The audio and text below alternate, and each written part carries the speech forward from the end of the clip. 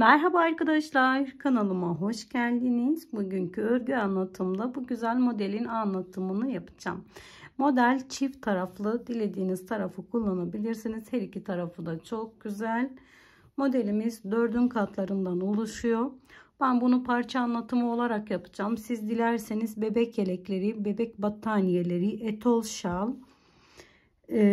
bebek yelekleri nerede isterseniz orada kullanabilirsiniz arkadaşlar. İsterseniz bayan yeleklerinde bile kullanabilirsiniz. Uygun ip kullandığınızda dilediğiniz örgü çeşitlerinizde rahatlıkla kullanabileceğiniz çok amaçlı bir örgü modeli arkadaşlar.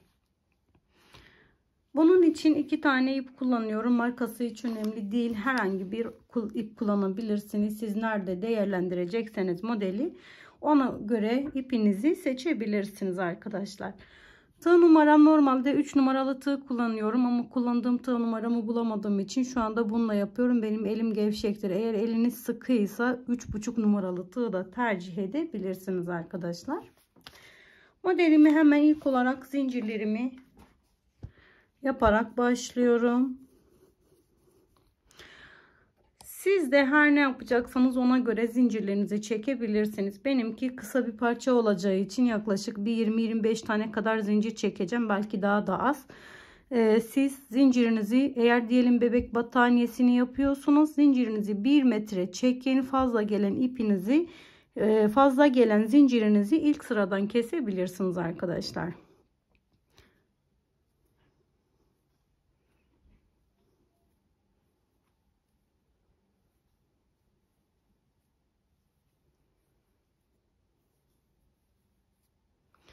Model ilk sıradan itibaren kurulduğu için fazla gelen zinciri kesmek kolay olacak, ama fazla zincirinizi az yaparsanız eğer zincirinizi tekrardan açmak zorunda kalırsınız.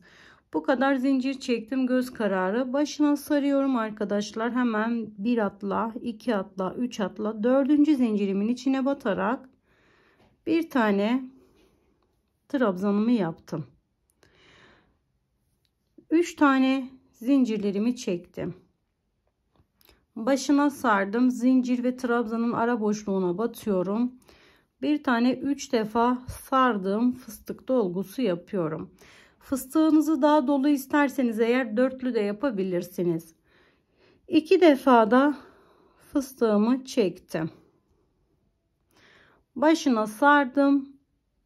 Alta, bu şekilde arkadaşlar, alta bir atlayıp hemen 2. zincirimin içine batıyorum. Bir tane trabzan yaptım. 2 defa da çektim. 2 tane ipim kaldı. Yine başına sardım. Sıradaki yuvaya geçiyorum. 2 defa çektim. 3 tane ipim kaldı. Başına sardım. Sıradaki yuvaya geçtim. Sıradaki zincirden. Önce 2 defa, sonra tekrar 3 tane ve sonra yine 2 tane çektim. Burada 3 tane zincirimi yaptım. Başına sardım. Arka kısmında bir tane boşluk oluştu. Boşluğun içine batarak bir tane 3 sardığım fıstık dolgusu yapıyorum.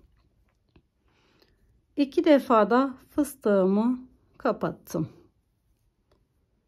Başına sardım. Alta bir atlıyorum. 2. zincirime batıyorum. Önce 2 telinden çektim. 2 tane kaldı.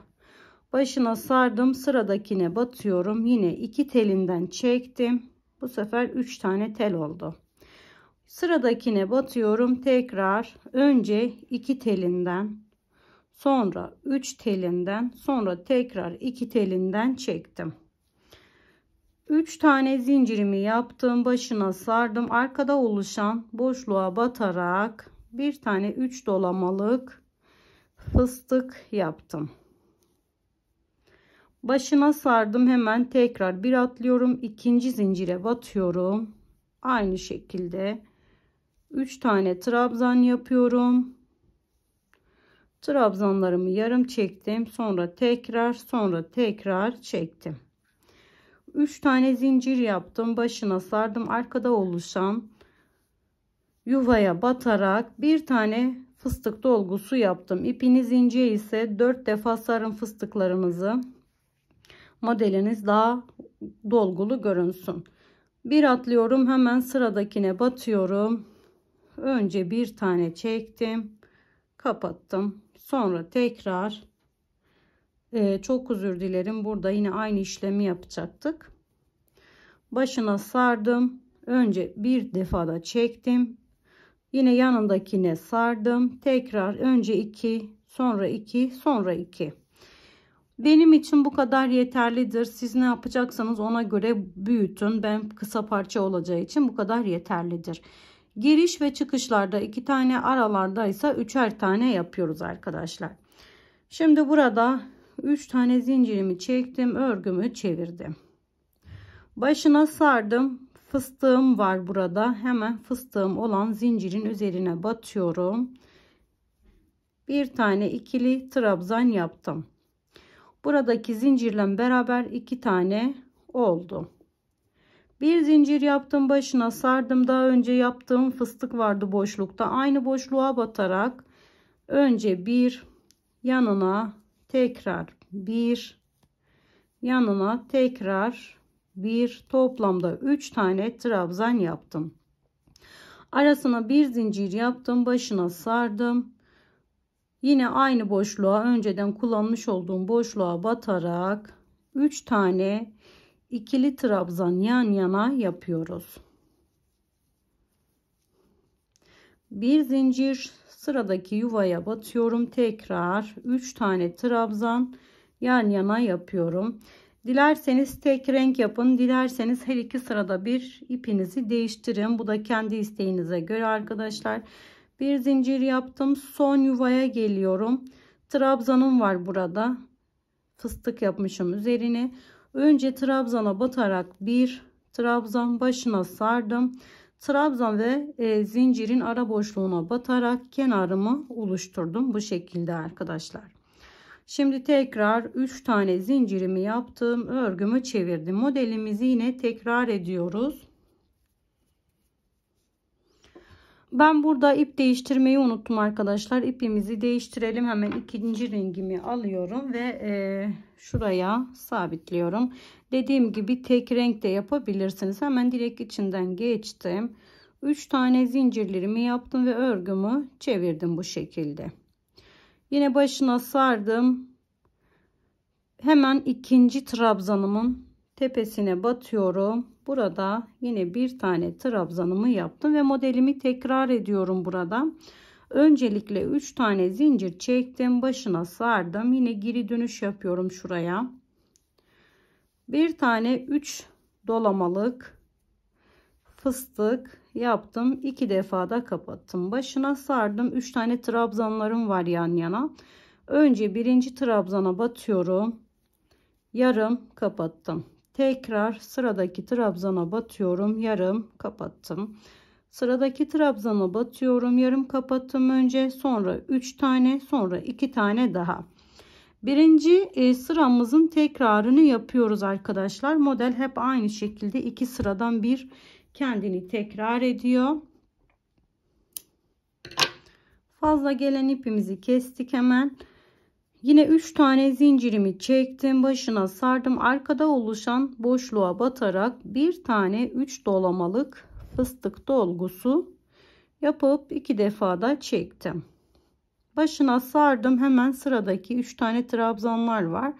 Önce bir tane trabzanın üzerine yarım trabzan, sonra sıradaki trabzanın üzerine tekrar yarım trabzan, son trabzanın üzerine önce yarım, sonra kalan 3 taneyi, sonra 2 taneyi birlikte çektim.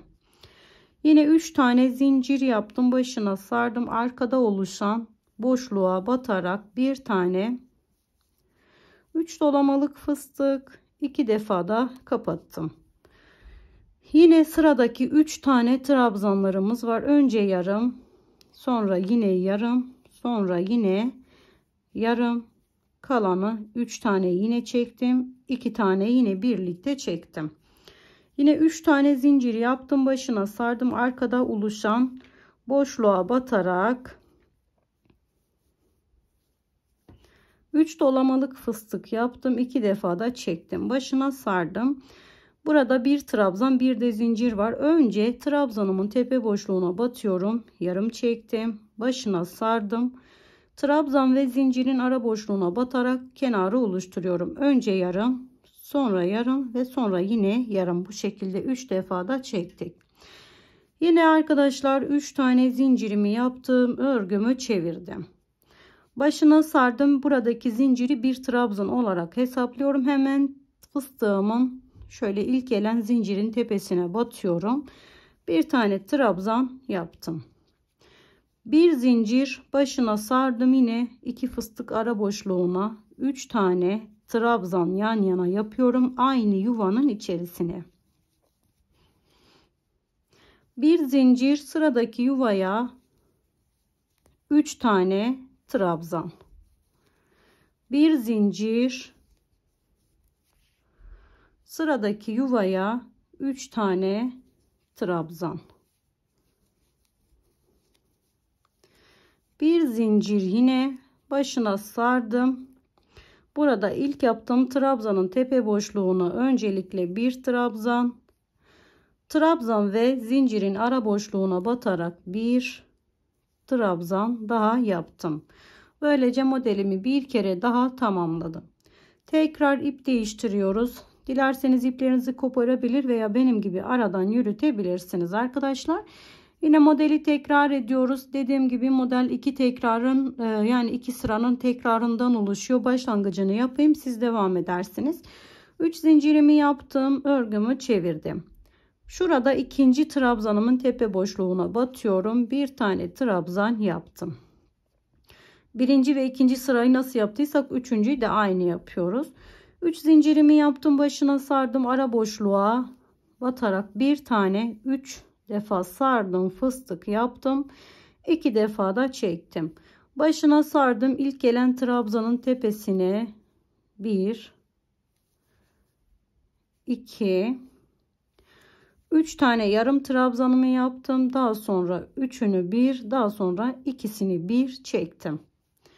Yine 3 zincir, başına sardım, boşluğa batarak 3 defa sardım, fıstık yapıyorum ve 2 defa da çekiyorum. Başına sardım, sıradaki trabzanlardan önce bir yarım, sonra yine bir yarım, sonra yine bir yarım. Daha sonra önce üçünü, sonra ikisini. Model kendini böyle tekrar ediyor arkadaşlar. Hemen şurada büyük parçada da göstereyim. Bebek battaniyesi yapacaksanız eğer altına mutlaka pazen diktirin. Yani bebek astar, mutlaka altına astar dikin. Ya da yazlık mevsimli kullanmak isterseniz eğer altına astar dikmenize gerek yok arkadaşlar. Nerede isterseniz orada kullanabileceğiniz çok harika bir örgü modeli oldu. İzlediğiniz için çok teşekkür ediyorum. Başka bir videoda görüşmek dileğiyle. Şimdilik hoşça kalın, sağlıkla kalın.